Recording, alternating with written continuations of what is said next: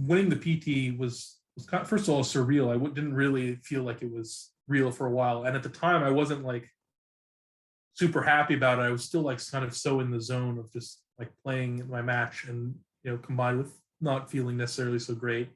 But it was really like seeing the other people around me, my friends, so happy. Like that kind of lifted me up more. Yeah. You can, if you watch the old coverage of that pro tour, you can see like I won the pro tour and I'm just kind of like I'm sideboarding my cards and my teammates surround and they're outside like, shouting, singing "Oh Canada" or whatever. And then I turn to look at them and then I break out in a big smile. Like that's finally when like I feel something then. And yeah, so the depression can definitely steal those moments from you. And even when you're at the top, even when everything looks like it should feel like it should be great, right? Sometimes that's when you feel the worst, because when things are outwardly look bad, it's easy to like say, okay, I can fix this, right? I can get better on my game, I can do better at my job, I can like meet someone and get into a relationship or whatever, that will solve my problem, right? But you go and you do all those things and then you still feel crappy because none of those things was your problem. Your problem was you, right? And your depression. But now you don't have all those things as an excuse anymore, and you feel even worse because all those things you thought were going to help didn't help. I have to assume you never really played or did Magic for any sort of recognition. It was always more like a career / intellectual challenge. But did becoming the PT champ also change? Like it must have changed how people perceived you. And was that a good thing, or did it fuck you up in some weird way? Yeah, it was interesting. Yeah, for me, I really got into Magic. Yeah, not for the prestige or recognition as much as for the intellectual pursuit, and not really for the money. Nobody gets into it for the money. Like I kind of stayed in it because I could basically get effectively free money. I didn't really have to do much work, and kind of I could deal with my depression most of the time, and still have this thing that I could do. But becoming a PT champ was definitely a change. I still wasn't really respected by the pros, by my peers, and that was something actually that I did want. I did want. Can you be more specific on that? Why was there not a level of respect that you thought should have been? I think a lot of it is in the pro community is very different than I think let's say the fan community, right? The fan community sees someone who wins a tournament or top eight's a tournament or something, says, "Wow, that player's good. They're great." The pro community doesn't care as much necessarily about your results. If you accumulate a bunch of results, then they think, okay, this person's probably good, right? Because there's now a bunch of evidence. But one event is not enough evidence for people to think. Oh, it's kind of like the Hall of Fame argument in a nutshell. It's like, what's your body of work? Yeah. Yeah, it's your body of work, but also a lot of the times, like it's pros really, at least the way I function is that I value much more watching someone play and seeing the decisions they make at different points, like from their perspective, right? And then other times also just like having conversations with people, understanding what they think about Magic, like what they would do in this perspective.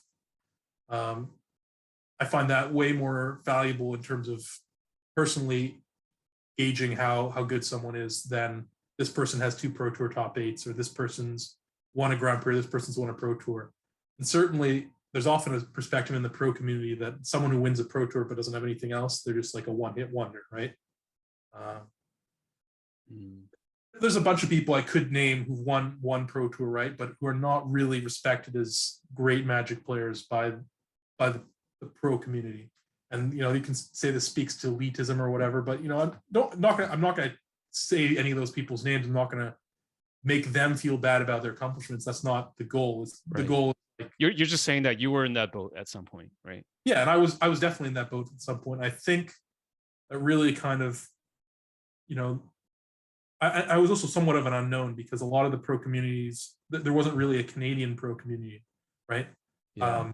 Canada had kind of been off the map for a while until I sort of put it back on the map, because I think a lot of people in Canada got motivated following my win to see that like it was possible. It wasn't just these American super teams or the Japanese powerhouses or whatever that were winning these things. That some outsiders could win too. And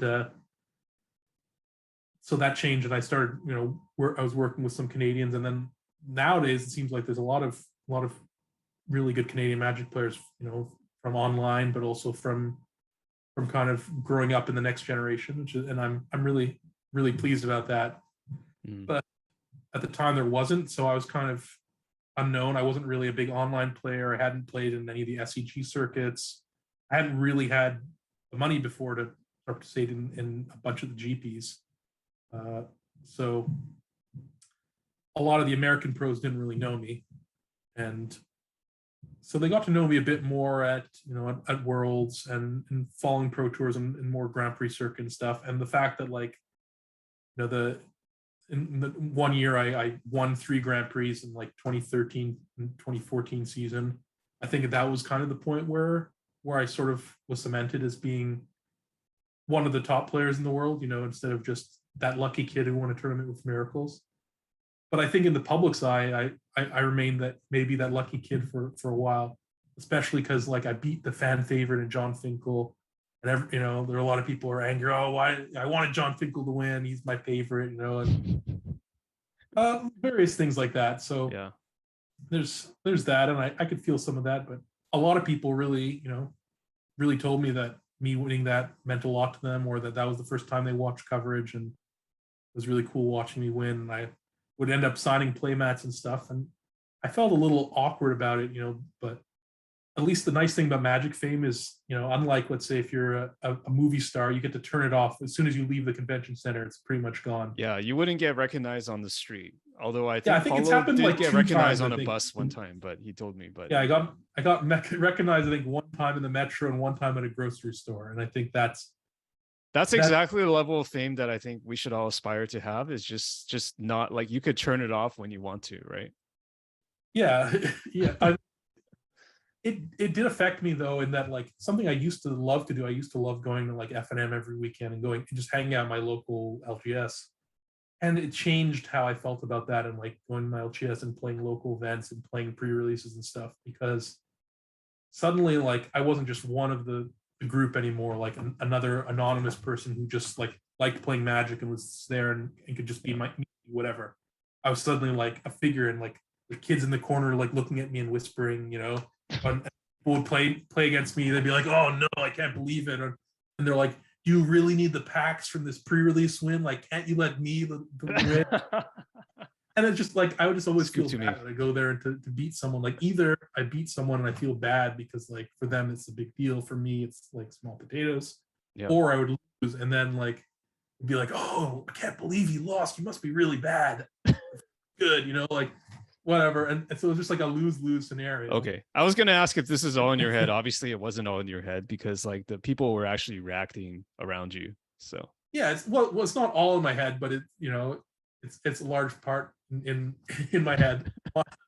A lot of my universe is in my head. That's partly what's made me good at playing these strategy games and stuff, because I can visualize the potential universes following every decision tree. But it's in real life, it can be overwhelming at times.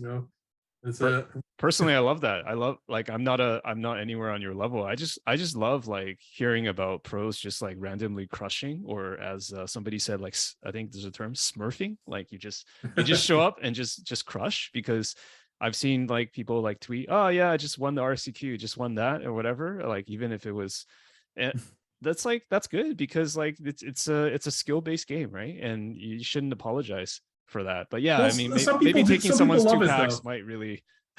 Some people love it. I don't mind the games, the second part, as much as like the first part of just not really feeling like I belong. Like I'm separate. And in some ways, like when MPL happened, that became even bigger, because as a member of the MPL, I was separate even from like the other pros and semi-pros. Yeah. And previously, like there was a gradient difference, but now it was just like a camp difference. Like there was the MPL and then everybody else, whereas before it was like platinum, gold, and silver. And it's like, sure, I was platinum most of the time, but like the silver people didn't feel like I was just different and getting privileges or something. Right. I felt more ostracized. following that. And I know a lot of other members of the MPL, I think, felt the same way. And that was, I think that didn't help me when I was going through a lot of mental health stuff. And yeah, I mean, I felt that the following just being a PT champ a little bit, that I was no longer anonymous, which I liked going to Magic tournaments being anonymous. Besides the fact that also, like, in the couple of GPs that I did play, you could get into some money drafts or whatever with people, and they're like, "Oh, this is just a group of Canadians. We'll beat them. Take their They're all money." bad." Yeah. And then KYT and I and this is a third friend of ours, Joey. I remember we went to GP Orlando and we just cleaned house, from a bunch of. And then I remember what my highlight was after like handing me $100 after like beating him 3 times in a row. Some guy was like, "No, you played really well." Like, he was a shock. Like, this Canadian kid can play well. He just felt like he got grifted or something, or just Yeah, I don't know if he kind of did get grifted, but it's just like but that's not the main thing. It was more just I liked going to Magic tournaments because I felt like I belonged, and in high school and stuff, I was bullied. I was always like the nerdy kid, as whatever as cliched as it is. Mm-hmm. And yeah, when there were kind of at Magic tournaments and Magic stores, I kind of felt like I found my people, we're a little smart people, but maybe a little bit underachievers, kind of a little bit social outcasts in some ways, and kind of nobody really cared about any of that. It was just like, hey, isn't this card awesome? Or wow, that was a cool play. Or can I see your deck list? It's sweet, and all that stuff. And I kind of lost a bit of that camaraderie when I was suddenly a PT champion. I was viewed as other, right? I was like a figure in the community instead of a person. It sounds like it might have had also some other unhealthy side effects, because you said, like the year or 2 years after you were winning a lot of GPs.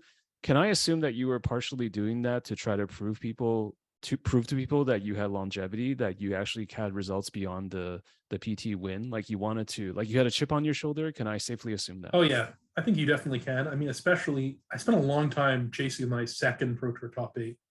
Mm-hmm.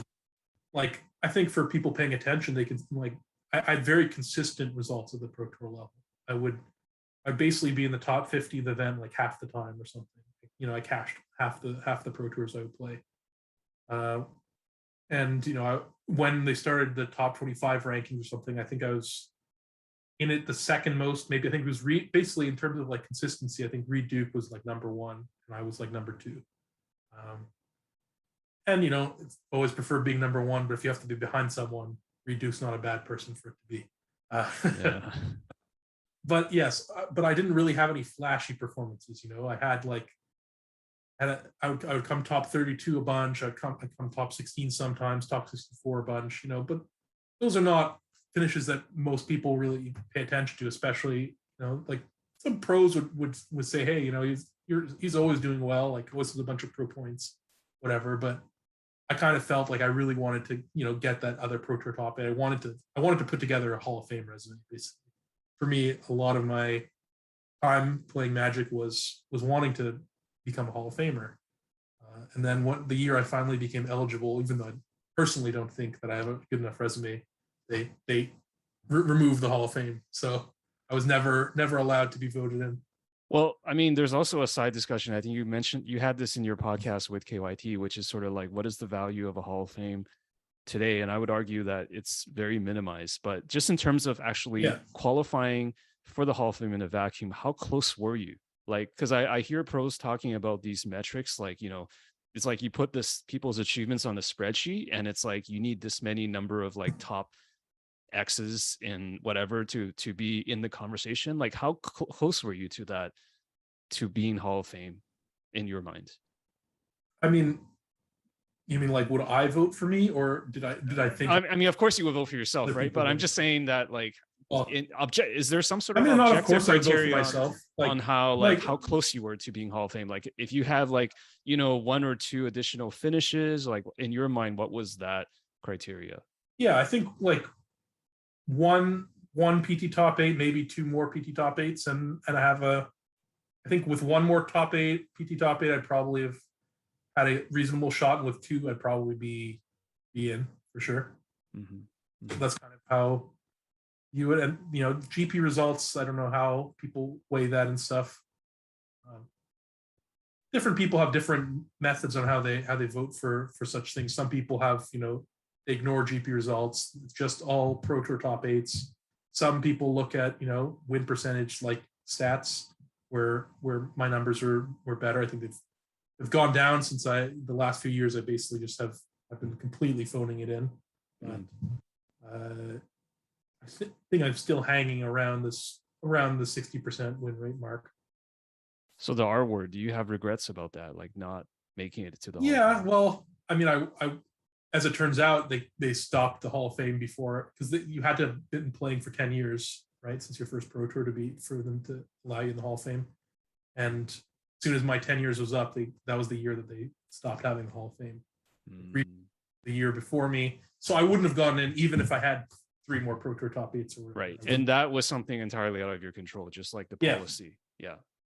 So so in some way, I wanted it less for the fact that it gave all these benefits and stuff, and more for the recognition kind of, and again more for my peers than anything. I haven't really chased fame from like the public. If I had, I would have written regular articles and stuff to become better known.